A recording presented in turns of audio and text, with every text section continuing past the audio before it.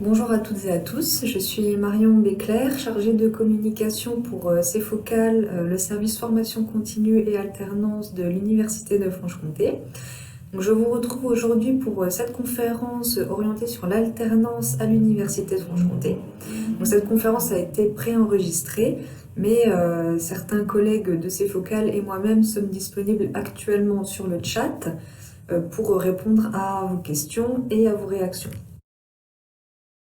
Donc nous allons débuter cette conférence avec quelques chiffres sur l'alternance au sein de l'université.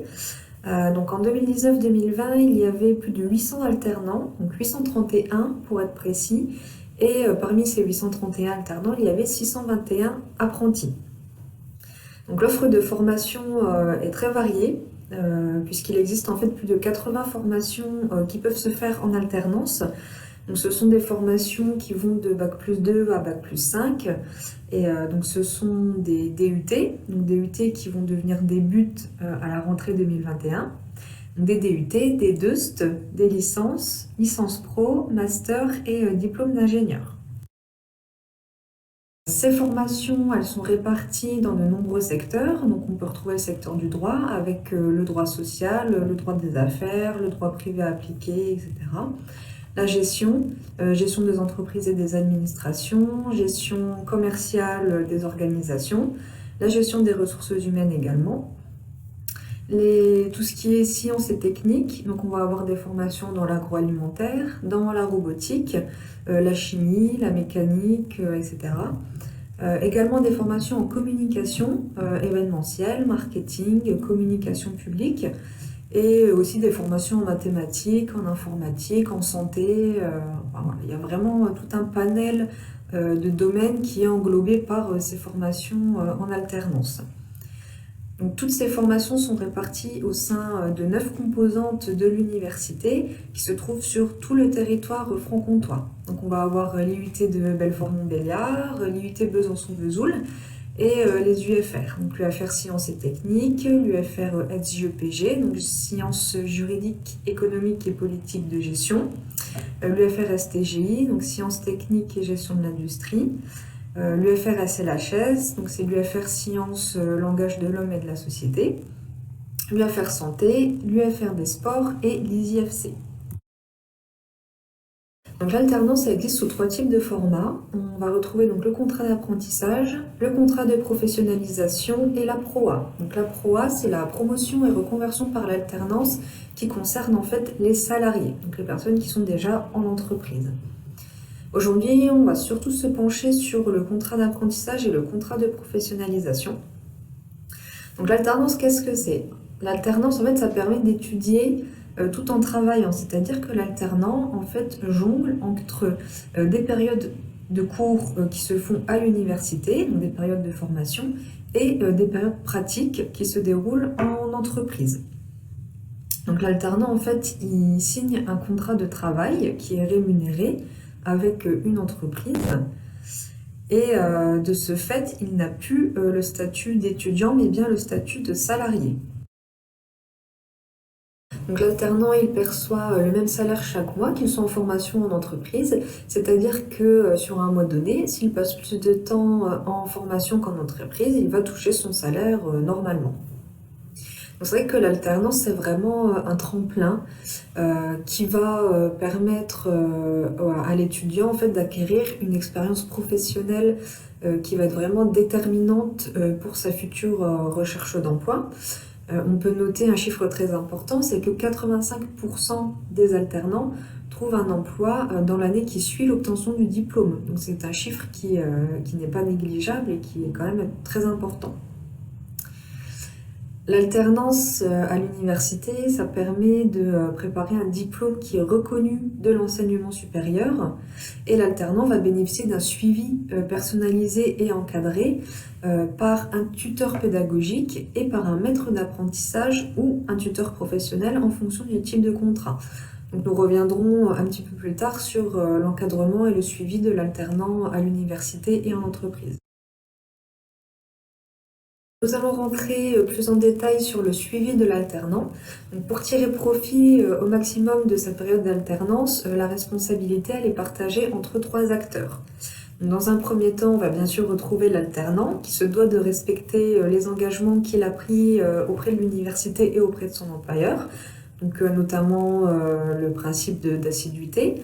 Nous reviendrons un peu plus en détail sur les droits et devoirs de l'alternant dans des diapos ultérieures. Le deuxième acteur est donc le maître d'apprentissage pour un contrat d'apprentissage ou tuteur professionnel pour un contrat de professionnalisation. Donc, le maître d'apprentissage ou tuteur professionnel encadre l'alternant pendant ses périodes pratiques. Donc, il forme l'alternant, il l'accompagne et il doit mettre à disposition de l'alternant tous les outils nécessaires pour optimiser au maximum ces périodes pratiques.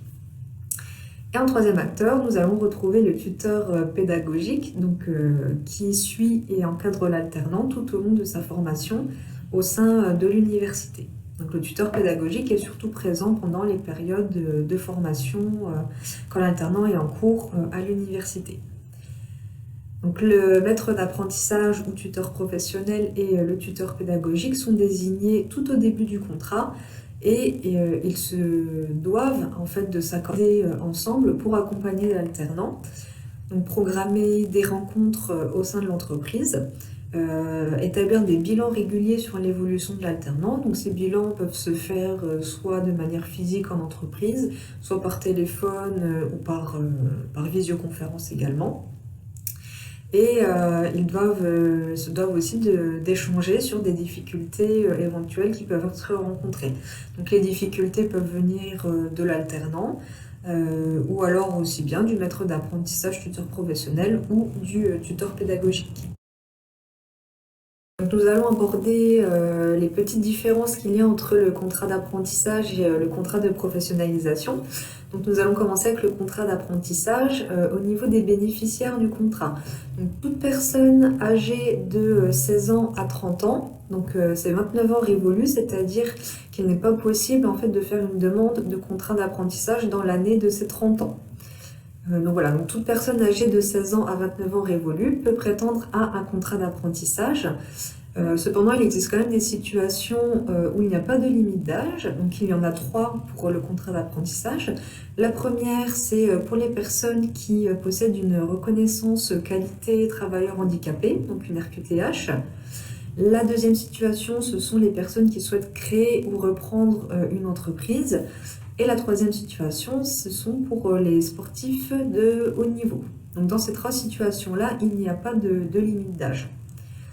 Le contrat d'apprentissage peut s'établir soit dans une entreprise du secteur privé, ou soit dans un organisme public comme une mairie ou l'armée.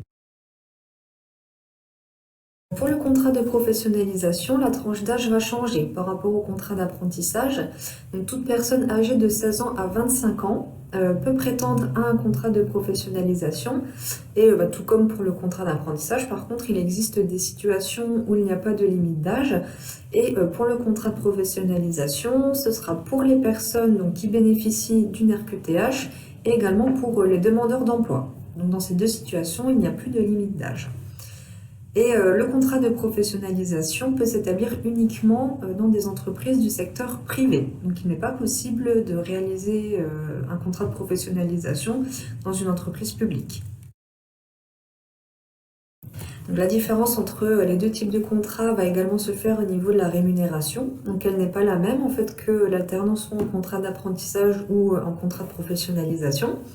La rémunération en contrat d'apprentissage va se faire en fonction de la tranche d'âge et en fonction de l'année de diplôme, alors que la rémunération en contrat de professionnalisation va se faire seulement en fonction de la tranche d'âge. Donc, il faut noter qu'en fonction de la convention collective qui est appliquée dans l'entreprise, ce taux de rémunération peut être revu à la hausse. Cependant, un alternant ne peut pas être rémunéré moins que les taux qui sont indiqués sur cette diapo. Donc, les formations d'alternance s'effectuent soit sur 1 an, soit sur 2 ans ou soit sur 3 ans. Donc, un point il faut être vigilant, c'est que l'alternance s'effectue sur l'année diplômante. Donc, par exemple, pour une formation sur 2 ans, comme un DUT, il n'est pas possible de faire son alternance seulement sur la première année. Il faudra la faire soit sur les 2 ans ou soit sur la 2e année uniquement. Au niveau du calendrier d'alternance, donc il va varier en fonction de la formation. Le rythme formation entreprise peut varier entre une semaine et 2 mois, 2 mois. Donc ça, c'est vraiment, le rythme, c'est vraiment un point qui est propre à chaque formation et chaque calendrier d'alternance est différent d'une formation à l'autre. Une précision importante, parce qu'il est très fréquent qu'on nous pose cette question, le diplôme qui est délivré à la fin de l'alternance est le même que pour un étudiant qui aura suivi sa formation en formation initiale. Donc ce n'est pas parce que l'étudiant a suivi sa formation en alternance que le diplôme délivré va être différent. C'est vraiment le même diplôme pour les formations en alternance et pour les étudiants en formation initiale. Donc l'alternance, elle favorise réellement l'insertion professionnelle parce qu'elle permet de développer des compétences opérationnelles et de s'immerger directement dans la culture et dans la vie, dans le monde de l'entreprise. Donc ça permet en fait à l'alternant d'intégrer les coutumes et les habitudes à prendre voilà, au sein d'une entreprise. L'alternant bénéficie de connaissances théoriques qui sont donc enseignées pendant ces périodes de cours à l'université et aussi de compétences techniques qui sont développées pendant ces formations en entreprise. Et c'est vrai que le fait d'avoir ces deux versants, ça le différencie et ça l'avantage par rapport à un étudiant qui aura fait sa formation cursus initial, ça l'avantage lors de périodes de recrutement. Donc au niveau des droits et devoirs de l'alternant, le premier point concerne le temps de travail. Le temps de travail de l'alternant, il est identique à celui des autres salariés, c'est-à-dire que la durée légale du travail effectif est fixée à 35 heures hebdomadaires. Il est possible de faire des heures en plus, mais voilà, une fois que ce volume horaire de 35 heures est dépassé, le régime de majoration des heures sup s'applique en fonction de la convention collective dont relève l'entreprise.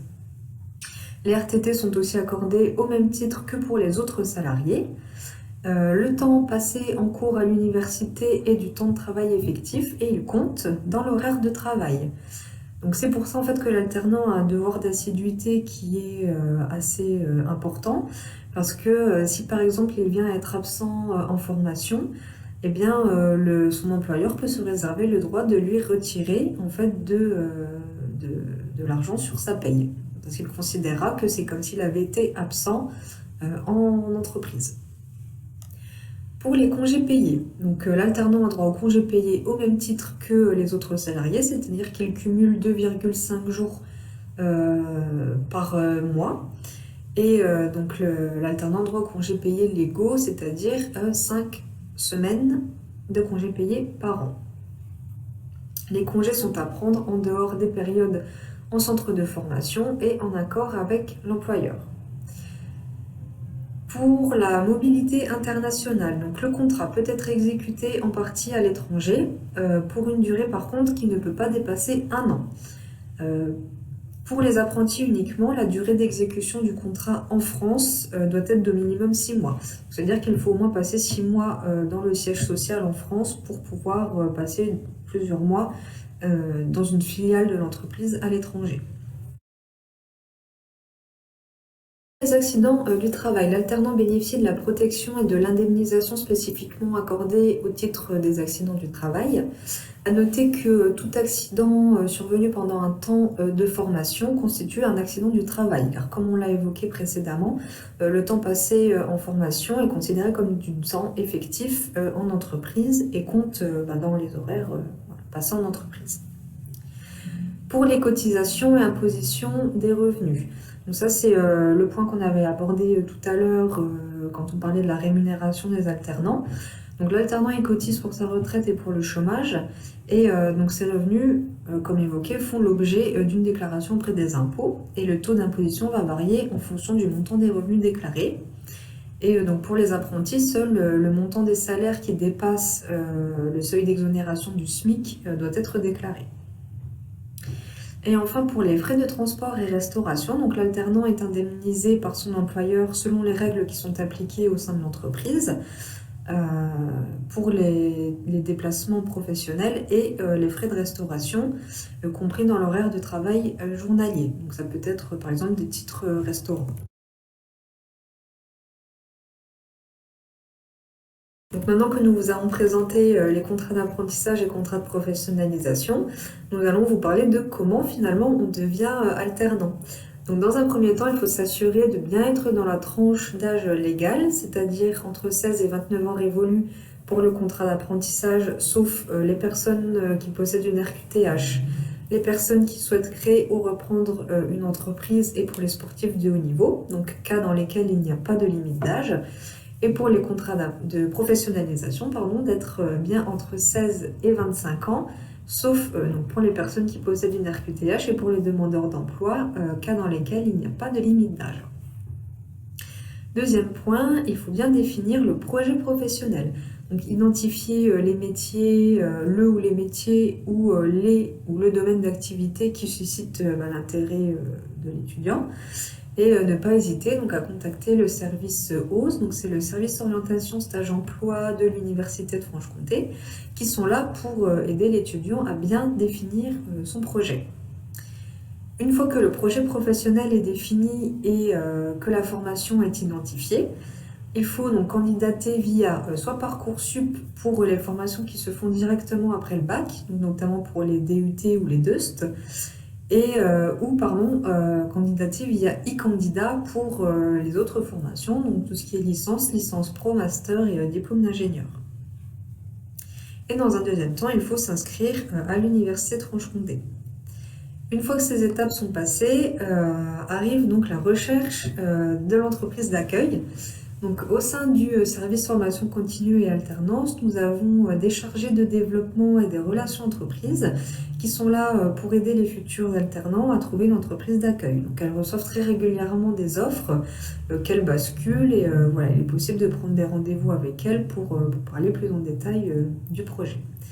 Et une fois que l'entreprise est trouvée, arrive la signature du contrat. Donc pour clôturer cette conférence sur l'alternance à l'Université de Franche-Comté, je vais très rapidement vous présenter notre service. Donc c'est Focal, le service formation continue et alternance de l'Université de Franche-Comté. Donc c'est un service qui comporte 25 collaborateurs, dont certains sont répartis dans plusieurs pôles pour être en fait au plus proche des bénéficiaires et des demandeurs. Donc nous allons retrouver le pôle alternance qui gère les contrats d'apprentissage, les contrats de professionnalisation et la PROA. Le pôle individu qui s'occupe des reprises d'études, des CPF, des CFP, de la VAE. Et le pôle entreprise qui s'occupe de gérer également la VAE. Donc le service formation continue et alternance est situé sur le campus de la Boulois, à la maison des étudiants. On est au 3e étage et vous trouverez donc nos coordonnées en bas à droite de cette diapo.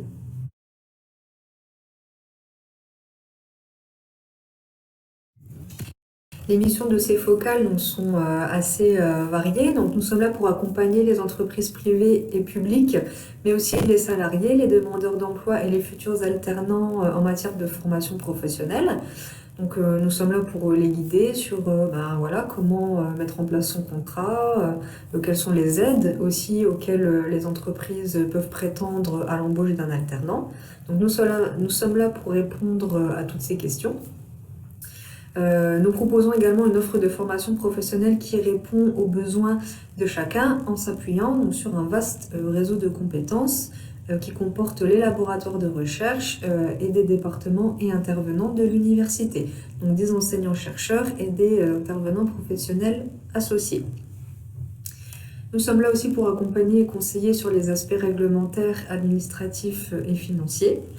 Et nous offrons un suivi personnalisé tout au long du projet de formation.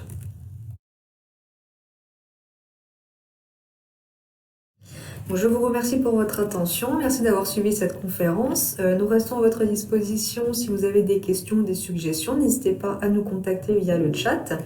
N'hésitez pas aussi à nous suivre sur les réseaux sociaux. Donc, nous sommes présents sur Facebook, sur Twitter et sur LinkedIn. Il y a les noms des comptes qui apparaissent sur la diapo. Donc voilà, n'hésitez pas à aller nous suivre. Et je vous souhaite une très bonne journée. À bientôt.